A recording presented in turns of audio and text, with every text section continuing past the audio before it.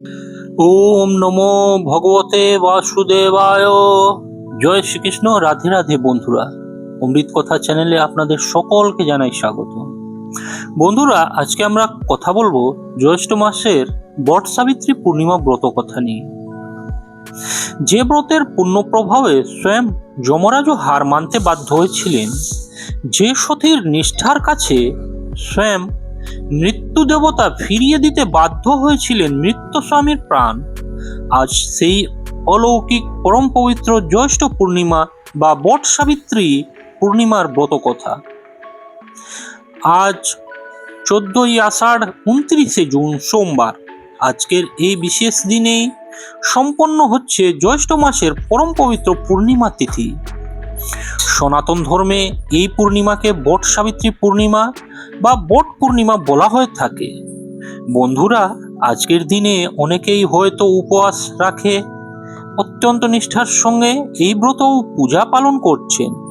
তবে শাস্ত্র বলে, যদি কোনো কারণে আপনি আজকের এই কঠিন উপবাস বা পূজা সম্পন্ন করতে নাও পারেন, তাহলেও চিন্তার কোনো কারণ নেই।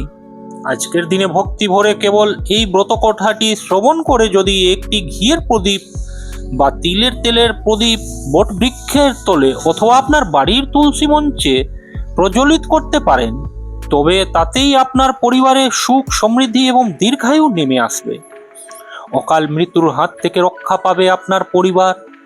তাই আর দেরি না করে সমস্ত চিন্তা দূর করে শান্ত হয়ে বসুন এবং আজকের এই পরম কল্যাণকারী বট সাবিত্রী পূর্ণিমার অমৃত সমান ব্রত কথাটি অন্তত একবার সম্পূর্ণ শ্রবণ করুন।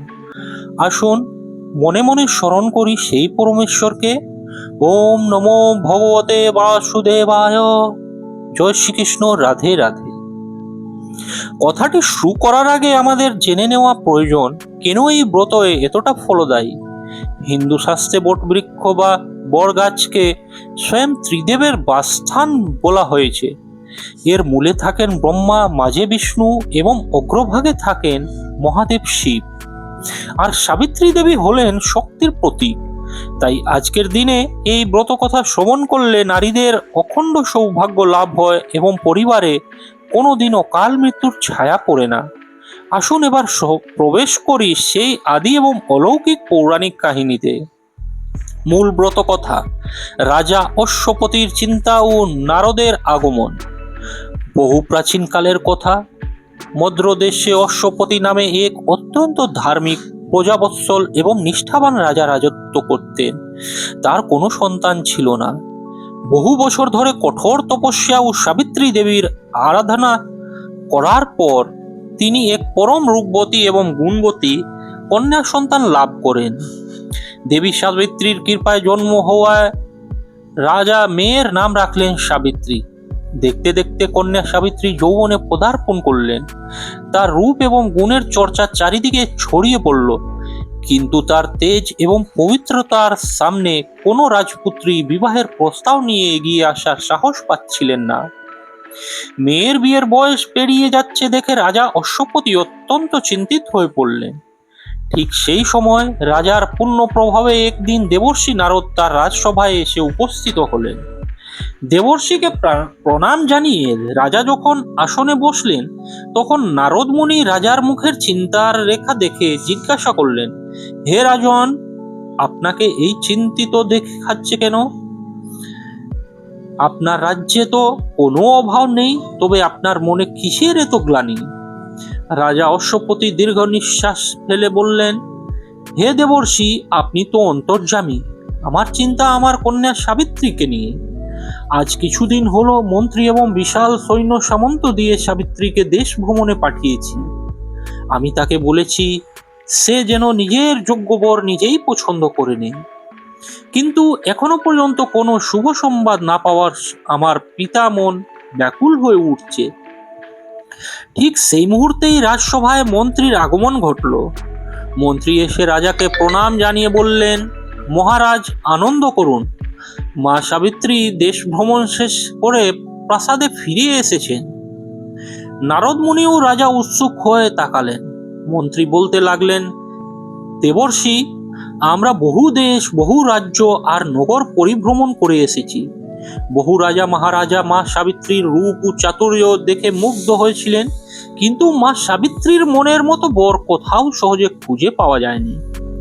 অবশেষে সমস্ত রাজ্য হারিয়ে বনে নির্বাসিত অন্ধ রাজা দুমৎস সেনের তপবনে আমরা উপস্থিত হই। মা সাবিত্রী সেখানে গিয়ে রাজা ও রানীর সেবা এবং তাদের একমাত্র পুত্র সত্যবানের সরলতা ধর্মপরায়ণতা দেখে অত্যন্ত মুগ্ধ হন। শেষে মা সাবিত্রী সেই সত্যবানকেই নিজের স্বামী হিসেবে মনোনীত করেছেন। মন্ত্রীর মুখে সত্যবান নামটি শোনায় মাত্রই দেবর্ষি নারদের মুখ গম্ভীর হয়ে উঠল। তিনি অত্যন্ত চিন্তিত বিচলিত হয়ে পড়লেন। নারদ মুনি বললেন, হায় মহারাজ, মা সাবিত্রী একই করলেন। তিনি অত্যন্ত ভুল সিদ্ধান্ত নিয়েছেন। সত্যবান রাজপুত্র হতে পারে, সে সর্বগুণের আধার হতে পারে, কিন্তু তার যে একটি বড় দোষ রয়েছে। রাজা অশ্বপতি ভয়ে পেয়ে জিজ্ঞাসা করলেন, কি সেই দোষ দেবর্ষি? দয়া করে আমায় বলুন। নারদ মুনি বললেন, সত্যবান নামেই সত্যবান নয়, সে কর্মেও সত্যবান, কিন্তু বিধাতার লিখন বড়ই নিষ্ঠুর। সত্যবানের আয়ু যে অত্যন্ত অল্প। আজ থেকে ঠিক 1 বছর পর জ্যৈষ্ঠ মাসের পূর্ণিমা তিথিতে সত্যবানের মৃত্যু নিশ্চিত। সত্যবানের সঙ্গে বিয়ে হলে মাত্র 1 বছর পরেই সাবিত্রীকে বিধবা হতে হবে। অকাল বৈধব্যের যন্ত্রণা ভোগ করতে হবে। একথা শুনে রাজা অশ্বপতির মাথায় যেন আকাশ ভেঙে পড়ল।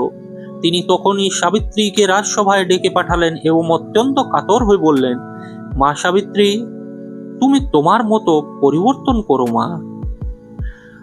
দেবর্ষি মুখে শুনলাম সত্যবানের আয়ু মাত্র 1 বছর। জেনে শুনে আমি তোমাকে যমরাজ মুখে ঠেলে দিতে পারি না। তুমি অন্য কোনো পাত্র বেছে নাও। পিতার কথা শুনে সাবিত্রী ক্ষণিকের জন্য শিউরে উঠলেন, কিন্তু পরক্ষণেই তার চোখ মুখ এক অলৌকিক দৃঢ়তায় ভরে উঠল। তিনি শান্ত কণ্ঠে বললেন, বাবা, আপনি নিজেই আমাকে আমার মনের মতো স্বামী বেছে নেওয়ার অনুমতি দিয়েছিলেন। আর হিন্দু নারী জীবনে মাত্র একবারই নিজের স্বামীকে মনে মনে বরণ করে। আমি সত্যবানকে আমার হৃদয়ের স্বামী হিসেবে স্বীকার করে নিয়েছি। এখন যদি আমি অন্য কাউকে বরণ করি, তবে তা কি ধর্মসম্মত হবে? আমি কি তবে দ্বিচারিণী হব না? মৃত্যুর ভয়ে আমি আমার ধর্ম ত্যাগ করতে পারবো না। রাজা অশ্বপতি কন্যার এই যুক্তির সামনে নিঃসন্তান হয়ে দাঁড়িয়ে রইলেন। তখন দেবর্ষি নারদ হেসে বললেন, মহারাজ, বৃথা চিন্তা করে আর লাভ নেই। সাবিত্রীর মনের বল সামান্য নয়। আপনি সত্যবানের সঙ্গেই সাবিত্রীর বিয়ে দিন। আমি সাবিত্রীর কুষ্টি ভালো করে দেখেছি। তার ভাগ্যে বৈধব্য যোগ নেই, অথচ সত্যবানের অকাল মৃত্যুর যোগ রয়েছে। নিশ্চয়ই এর পেছনে কোনো দৈব রহস্য লুকিয়ে আছে। দেবর্ষির আজ্ঞায় রাজা অশ্বপতি বনে গিয়ে অন্ধ রাজা দুমত্ত সেনের সঙ্গে দেখা করলেন এবং পরম ধুমধামে সত্যবানের সঙ্গে সাবিত্রীর বিবাহ সম্পন্ন করলেন। বিয়ের পর সাবিত্রী রাজপ্রাসাদের সমস্ত সুখ স্বাচ্ছন্দ্য ত্যাগ করে বনের কুটিতে শ্বশুর শাশুড়ির সেবা করতে লাগলেন। তিনি একজন আদর্শ পুত্রবধূ পত্নী হিসেবে দিন কাটাতে লাগলেন। কিন্তু সাবিত্রীর মনে শান্তি ছিল না। তিনি মনে মনে দিন গুনছিলেন। দেখতে দেখতে 1 বছর পূর্ণ হয়ে গেল। অবশেষে এলো সেই ভয়ানক দিন, জ্যৈষ্ঠ মাসের পূর্ণিমা তিথি। আজই সত্যবানের আয়ুর শেষ দিন। সাবিত্রী নিজের মনের ভয়কে চেপে রেখে স্বামীর দীর্ঘায়ু কামনা করে সকাল থেকে 1 ফোঁটা জলও মুখে না দিয়ে কঠোর ব্রত ও উপবাস পালন করতে লাগলেন। দুপুরের দিকে সত্যবান যখন কুঠার হাতে নিয়ে বনে কাঠ কাটতে যাওয়ার জন্য প্রস্তুত হলেন, তখন সাবিত্রীর মন অমঙ্গলের আশঙ্কায় চঞ্চল হয়ে উঠল। তিনি কিছুতেই স্বামীকে একা ছাড়তে চাইলেন না। সাবিত্রী শাশুড়ি মায়ের কাছে গিয়ে বললেন, মা, আজ আমার মন বড় ব্যাকুল। আজ আমি স্বামীর সঙ্গে বনে যেতে চাই। শাশুড়ি মা বললেন, মা গো, তুমি আজ সারাদিন উপোস করে আছো।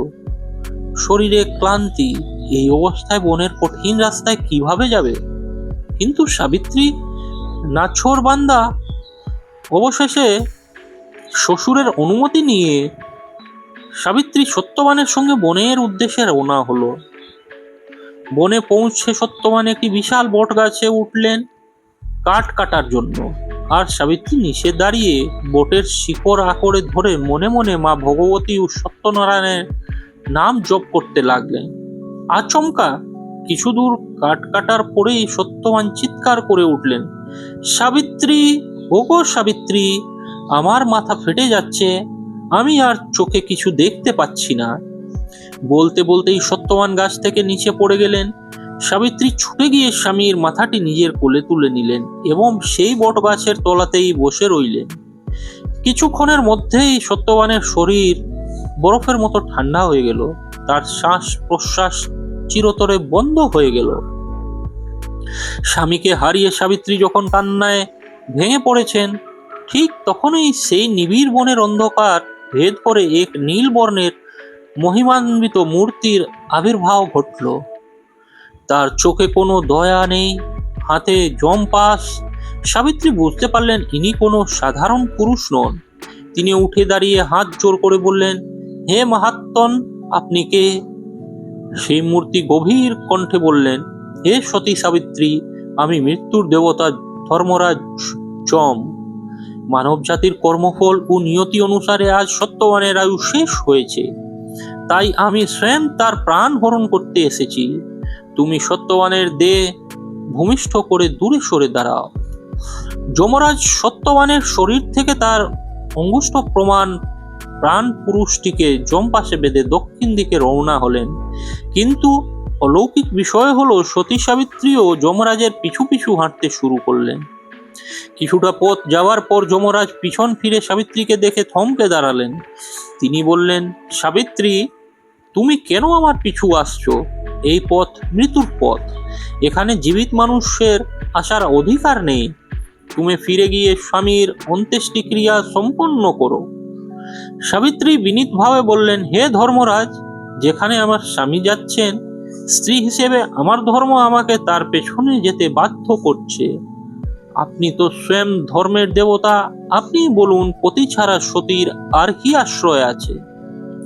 সাবিত্রীর এমন ধর্ম ও জ্ঞানপূর্ণ কথা শুনে যমরাজ অত্যন্ত সন্তুষ্ট হলেন। তিনি বললেন, সাবিত্রী, তোমার পত্নী ভক্তি দেখে আমি মুগ্ধ। আমি তোমাকে 3টি বর দিতে চাই, কিন্তু মনে রেখো, সত্যবানের জীবন ছাড়া তুমি অন্য যে কোনো বর চাইতে পারো। সাবিত্রী বুদ্ধি খাটিয়ে প্রথম বর চাইলেন, হে যমরাজ, দয়া করে আমার অন্ধ শ্বশুর মশাই যেন তার চোখের জ্যোতি ফিরে পান। যমরাজ বললেন, তথাস্তু, তাই হবে। যমরাজ আবার চলতে লাগলেন। সাবিত্রীও পিছু ছাড়লেন না। যমরাজ আবার ফিরে তাকিয়ে বললেন, সাবিত্রী, তুমি এখনো আসছো? সাবিত্রী আবার ধর্মের কথা বললেন। যমরাজ খুশি হয়ে বললেন, ঠিক আছে, 2য় বর চাও। সাবিত্রী চাইলেন, আমার শ্বশুরের হারিয়ে যাওয়া রাজ্য যেন তিনি ফিরে পান। যমরাজ বললেন, তথাস্তু। এবার যমরাজ বৈতরণী নদীর তীরে পৌঁছে গেলেন, যা পার হলে আর ফেরার পথ থাকে না। কিন্তু সাবিত্রী সেখানেও উপস্থিত। যমরাজ বিস্মিত হয়ে বললেন, সাবিত্রী, এবার তোমায় ফিরতেই হবে। সাবিত্রী শান্ত মুখে বললেন, হে প্রভু, আপনি তো ন্যায়ের দেবতা, আপনার মুখ থেকে বের হওয়া বাণী কখনো মিথ্যা হতে পারে না। আপনি আমায় দয়া করে শেষ বরটি দিন। যমরাজ বললেন, শীঘ্রই চাও। সাবিত্রী তখন তার চূড়ান্ত চালটি চাললেন। তিনি বললেন, প্রভু, আপনি আমাকে বর দিন, আমি যেন আমার সতীত্ব ধর্ম রক্ষা করে শতপুত্রের জননী হতে পারি। যমরাজ নিজের খেয়ালে বলে উঠলেন, তথাস্তু, তুমি শতপুত্রের জননী হবে। কিন্তু পরক্ষণেই যমরাজ বুঝতে পারলেন তিনি কি বড় ভুল করে ফেলেছেন। তিনি থমকে দাঁড়িয়ে গেলেন। সাবিত্রী তখন হাত জোর করে হেসে বললেন, হে ধর্মরাজ, আপনি আমাকে সত্যপুত্রের জননী হওয়ার বর দিলেন, অথচ আমার স্বামীকে নিয়ে চলে যাচ্ছেন। পতি ছাড়া কিভাবে আমি পুণ্যবতী জননী হব? আপনার বর রক্ষা করতে গেলেই তো আমার স্বামীকে জীবিত করতে হবে, নতুবা আপনার কথাই মিথ্যা প্রমাণিত হবে। সাবিত্রীর এই অদ্ভুত বুদ্ধিমত্তা, অগাধ জ্ঞান এবং অটুট প্রতিভক্তির সামনে স্বয়ং মৃত্যু দেবতা যমরাজও পরাস্ত হলেন। যমরাজ হেসে ফেললেন এবং পরম স্নেহে বললেন, ধন্য তুমি সতী সাবিত্রী, আজ তুমি মৃত্যুকেও জয় করলে। এই নাও, আমি তোমার স্বামীর প্রাণ ফিরিয়ে দিলাম। তোমার স্পর্শ পেলেই সত্যবান আবার জেগে উঠবে। যমরাজ আরও বললেন, আজকের এই পবিত্র দিনে মর্তের যে নারী উপবাস রেখে বটবৃক্ষের পুজো করে এই ব্রত কথা শ্রবণ করবে এবং প্রদীপ জ্বালাবে, সে কোনোদিন বৈধব্য যন্ত্রণা ভোগ করবে না। তার পরিবার সবসময় ধন ধান্য ও সুখ শান্তিতে ভরে থাকবে। সাবিত্রী দ্রুত ফিরে এলেন সেই বট গাছের তলায়। স্বামীর শরীরে হাত দিতেই সত্যবান গভীর ঘুম থেকে জেগে ওঠার মতো করে চোখ মেললেন। শ্বশুর মশাই ফিরে পেলেন দৃষ্টি ও রাজ্য। বন্ধুরা, এই হলো পরম পবিত্র বট সাবিত্রী পূর্ণিমার ব্রত কথা। আজকের দিনে আপনারা যারা এই কথা শ্রবণ করলেন, তারা অবশ্যই মনে মনে জপ করুন, হরে কৃষ্ণ কৃষ্ণ কৃষ্ণ হরে হরে, হরে রাম রাম রাম হরে হরে। সম্ভব হলে আজ সন্ধ্যার সময় একটি ঘিয়ের প্রদীপ গাছের তলায় বা তুলসী তলায় জেলে দিন। কেমন লাগলো আজকের এই বিশেষ ভিডিওটি? কমেন্ট বক্সে জয় শ্রীকৃষ্ণ বা রাধে রাধে লিখে অবশ্যই জানাবেন। সকলের মঙ্গল হোক, সকলে সুস্থ থাকুন। আজকের মতো এখানেই শেষ করছি। নমস্কার।